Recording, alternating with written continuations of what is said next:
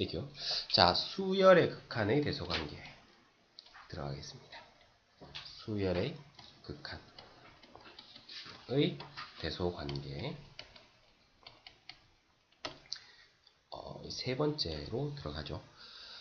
수열의 극한의 대소관계는 일단은 역시나 이것도 첫째 줄이 제일 중요합니다. 뭐겠어요? 두 수열 AN, BN에 대하여 리미트 n이 무한대로 갈 때 AN이 알파이고 리미트 n이 무한대로 갈 때 BN이 베타일 때 이렇게 출발을 합니다.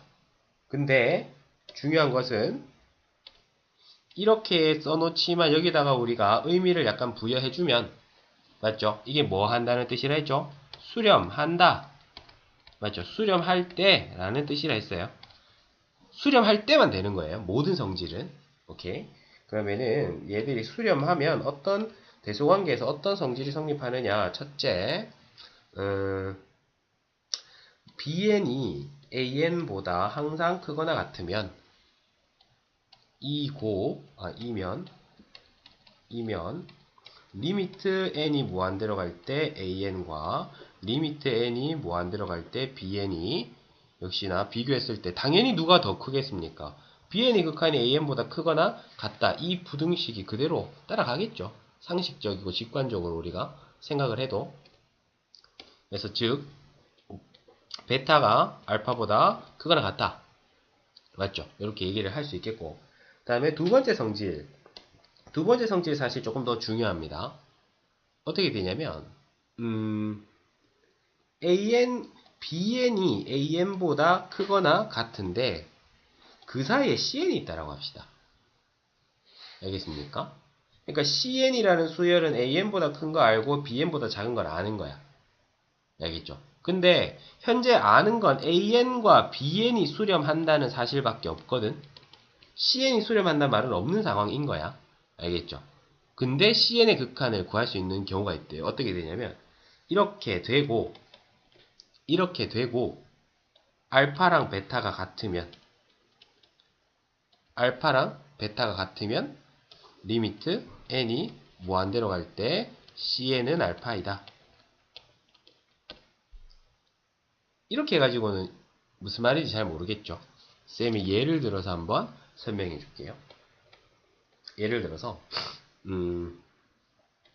주어진 조건이 이런 게 있다고 합시다. 우리가 이미 이걸 알아요. n분의 1이라고 하는 수열, 마이너스 n분의 1이라고 하는 수열과 n분의 1이라는 수열이 있어요. 알겠죠? 그러면 마이너스 n분의 1의 수열의 극한이 얼마라는 거 안다 칩시다. 0이라는 거 안다 칩시다. 맞죠? 그 다음 리미트 n분의 1의 극한이 0이라는 거 안다 칩시다. 오케이? 그러니까 여기서 말하는 상황이 알파랑 베타가 같은 상황인 거지. 맞죠? 그들의 극한이 같다 이 말이야.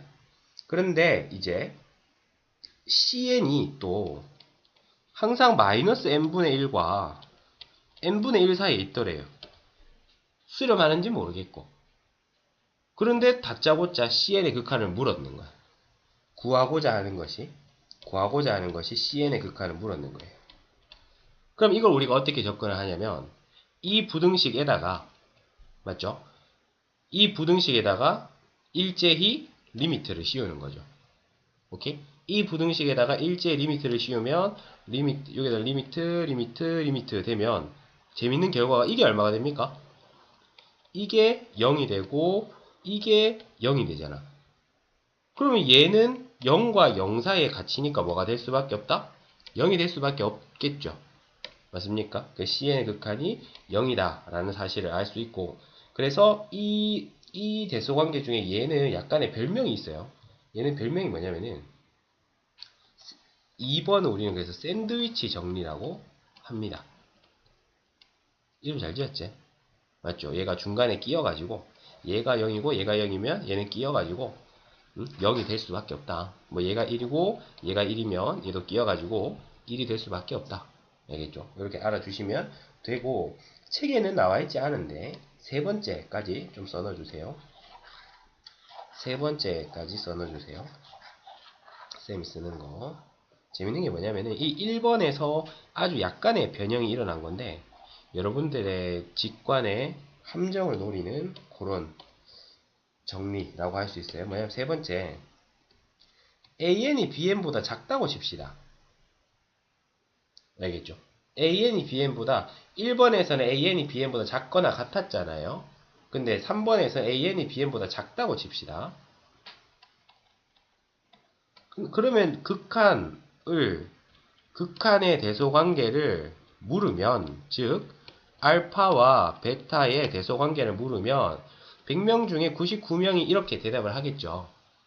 알겠습니까? 100명 중에 99명이 이렇게 대답을 할 건데 사실은 아주 흥미로운 사실은 여기 그들이 같을 수도 있다는 거예요.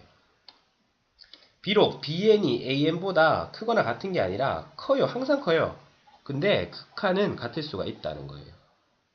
그러면 우리 애들이 또 아주 열받아서 막 태클 건다고. 쌤, 그게 말이 됩니까? BN이 AN보다 항상 큰데, 항상 크면 영원히 가더라도 당연히 항상 큰 거 아닌가요? 이렇게 말할 수 있는데, 쌤이 예를 바로 들어서 한번 설명을 해줄게요. n분의 1이라고 하는 수열과 n분의 2라고 하는 수열 보겠습니다. n에다가 자연수를 넣으면 n분의 2는 영원히 n분의 1보다 큽니다. 맞죠? 영원히 n분의 2는 n분의 1보다 큽니다. 하지만 어떻게 되죠? n분의 1의 극한과 n분의 2의 극한 자체는 어때요? 같죠? 둘 다 0으로서. 맞습니까? 오케이? 그러니까 이건 비유를 하자면 이렇게 비유를 할 수 있다고. 어떤 A라는 학생이 B라는 학생보다 항상 공부를 잘해. 3년 내내 단 한 번도 얘한테 진 적이 없어. 하지만 둘 다 목적지는 서울대학교로 같을 수는 있잖아요. 맞습니까? 목표 대학은 같을 수가 있다. 뭐 그런 식으로 이해를 하시면 됩니다. 오케이?